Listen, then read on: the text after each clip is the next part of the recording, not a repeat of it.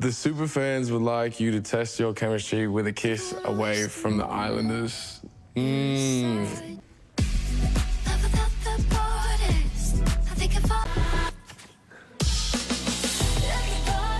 I don't know how I feel. I feel like I'm on fire. I feel like someone set me alight. I don't know why at times I stay till the very end because I'm conflicted. I don't understand why Dylan is back. Really, I don't understand why Dylan is back. I don't get me wrong. I liked Dylan. I liked him in his couple with Sophie. I thought they were amazing, and so I was devastated when I found out that he had moved on and was dating Mimi because I didn't think that was the good look for her. I thought for him actually, I thought she was opportun. She was looking for an opportunity. So I didn't get why he coupled with her. So for him to come back onto the show, my head is spinning. I'm so frazzled, and I can't wait to see what his explanation or his rationale is tomorrow. Also, I what do I think of Hotel Amore? I think production, sorry, superfans went for who they thought would bring the most drama and where the toxicity could arise. Poor Gabby and Yana were given the hideaway and they thought they'd won the prize. Now the drama begins. Let things fall apart. And we're here for it. Anyway, hey there. Thanks for stopping by. It's Valerie. Welcome to my channel. If you're new here, don't forget to subscribe. Click the like button. Turn on the notification bell for when I upload new videos. And definitely leave a comment. In this episode, I'll be reviewing Love Island Australia, Season 7, Episode 18. So we have the Islanders. Obviously, some people are sulking around the villa because they still can't understand why Isabella's gone home. And it's like, well, if we, the viewers, were voting, would still have sent, Isabella home. So the superfans production did their job for us and sent her home. It's now just a matter of time. The clock has started ticking for Shan. Anytime now she'll be going home. She's not bringing anything to the show. She's not bringing entertainment. She's not bringing excitement. So she might as well just go home. You have everyone just hanging around the villa. You have Shan having a conversation with Ross. I feel like before he left, Connor must have told Ross that you need to pick Shan. And this is your only chance. This is the only way you can win because otherwise, if you stay with, Boston, you're not going to make it. And it's like Shan has been saying some of the most disparaging things about this guy. And I think production or superfans are going to keep her until movie night when Ross is going to see all the negative things she's been saying and how she's been sort of berating him, more or less, in my opinion. You have the Islanders get ready for the night. Obviously, Gabby is still upset. She feels some type of way. She feels that, Jotham was inappropriate in his comments to the girls. So she is not going to talk to him because she's that upset. And it's like, madam, I wonder how Jotham will feel when he sees movie night and he hears the things you're saying to Alex. So please take several seats because we're not buying whatever mess you're trying to sell. Everybody went to sleep. You had in bed, you had Kai and Boston sort of share a little hug. In the morning, you had Shan complaining bitterly that, oh, this guy that you really like is busy hugging somebody else. And it's like, madam, you complained that, he's a crappy guy. And so the idea that you're complaining that, oh, I don't know how I'm going to be looking at this and questioning myself that, Shan, what were you thinking? My family is going to ask me, what are you thinking? Going for a guy with a mohawk, what was all that and whatever. So because of that, for her to start complaining that why is he hugging Boston in bed, is like, we've told you several times, this man is not as into you as you feel, and it's only a matter of time before you get your wake-up call. You have Jotham and Gabby having a chat, and she is complaining about the chats and the fact that she doesn't want to get hurt. Gabby likes the upper hand in a relationship. Gabby is very immature, as Jotham has already assessed. So the idea that she continues to sort of try and stir drama, she's with one of the coolest guys or the most mellow guys in the villa, and she's going to struggle to get the toxicity that she's after, whether she's doing it for ratings or whether she's doing it because she really likes this guy. I can only wish, he would find somebody else. At that moment, you have Kai receive a text message. Boys, you're off to the beach club for a proper lads day out. Look sharp and don't forget your dancing shoes. Hashtag no girls allowed. Hashtag boys, boys, boys. And it's like it's about to be messy. It is about to be messy. Production are about to sort of stir the pot and actually make people cry, because at the moment they seem to be sort of very laid back and just wanting the best edit they can get, and production is about to really rock their world. Anyway, so you have Yana go for a chat with Kai. She tries to set boundaries with him, that I don't want you doing anything with any girl without telling me first. And it's like, madam, you do not own this man. This man is going to embarrass you. The fact that you decided to be physically intimate with him before having a chat about your connection doesn't make sense. Before having a chat about the issues that you had that led to the breakup, you were feeling, hot and bothered, and this is what you get. So you got your one time, and now this is it. The two of you can move on to your next partners, because I don't think things are going to last here. You have the guys get ready and they're excited to be leaving the villa. Everyone is giddy, everyone is excited, everyone is happy. So they leave the villa and they go to this party. It looks like production came across a party that was already taking place and asked if they could bring their people there because it was very disorganized and very disjointed. It looked like they reserved a table and then they just got the islanders just to pop in. The guys were joined by Sophie Monk.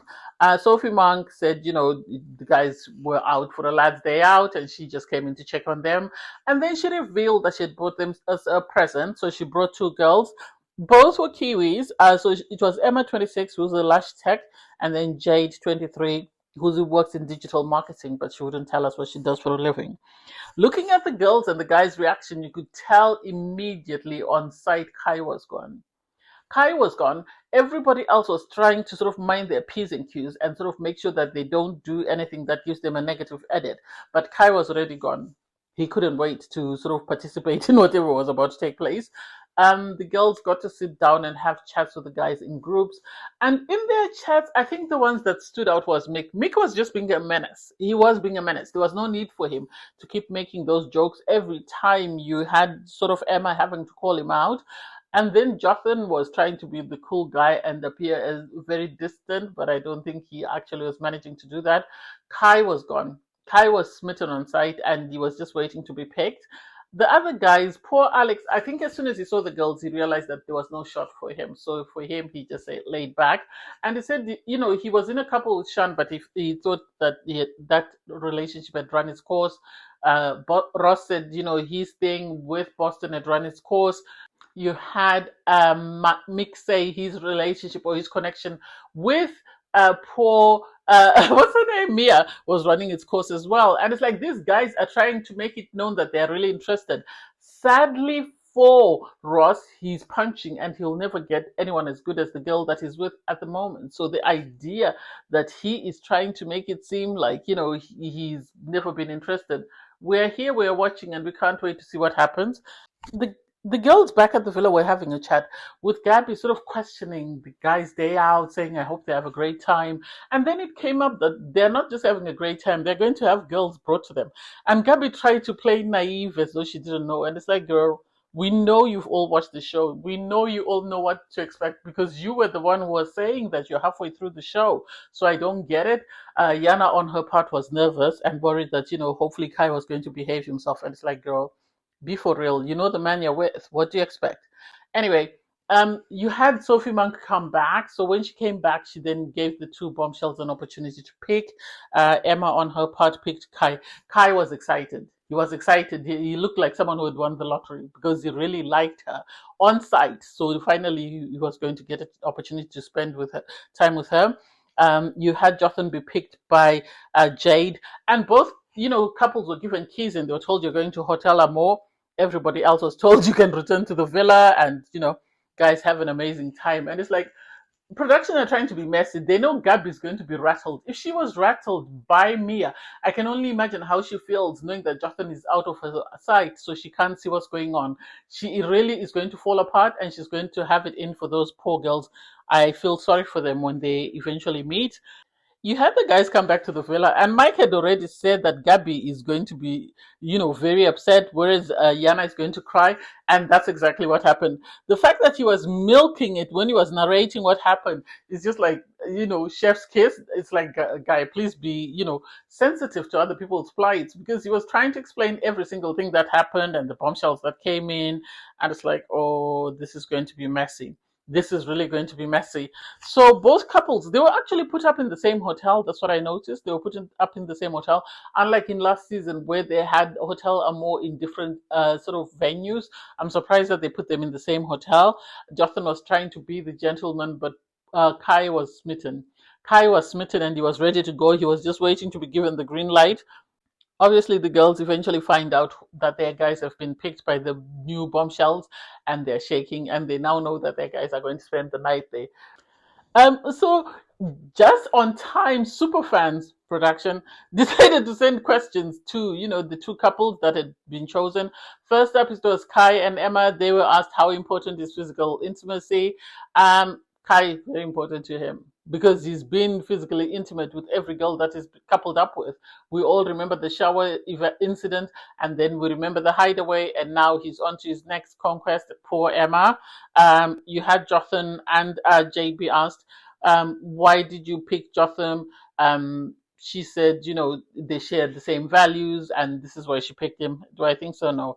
I think Jotham, everything this girl was saying was the green flag for him, and he was sort of succumbing to that. And I think part of me agrees that maybe she might be the better match for him. Part of me agrees she might be the better match for him. Next question was for Kia and Emma. What did you think when you first saw each other? They were attracted to one another. What more do we need to hear? They were attracted to one another and they were ready to go because of the way the way they were behaving, the way they were swaying towards one another. I'm not surprised that they were attracted to one another. For Jade and Jotham, what is your love language? Physical touch is every guy's love language. Physical touch is every guy's love language, and then apparently quality time is also Jotham's love language, and so they agree that they share the same love language. Do I think so? No. I think partly Jade likes this guy and she's going to do anything and everything to win him. She's already told him that she's into sports. She really likes a sporty guy, so he is smitten and he's taken. So it's just, oh, Grab is in for tears. They then got a text message to share a kiss. I would have thought Jotham would have asked for a kiss on the cheek. The fact that he went all in and really appeared to enjoy himself, he is smitten. I think the moment he thinks the cameras are gone, he's going to get up to trouble. On Kia's part, Kia could hardly wait. He could hardly wait. He was good and ready. And so he kissed, Emma, and then they got in the pool. He was carrying Emma. He kissed Emma again outside of the challenge. And it's like, this guy, he can hardly wait. You could see the production sort of moving the camera to make sure they caught whatever was happening there. So I can't wait to see what happens there. Anyway, thanks guys for watching. Please don't forget to like, share, comment, and subscribe. Click on the link in my video to watch my review from episode 17. Bye everyone.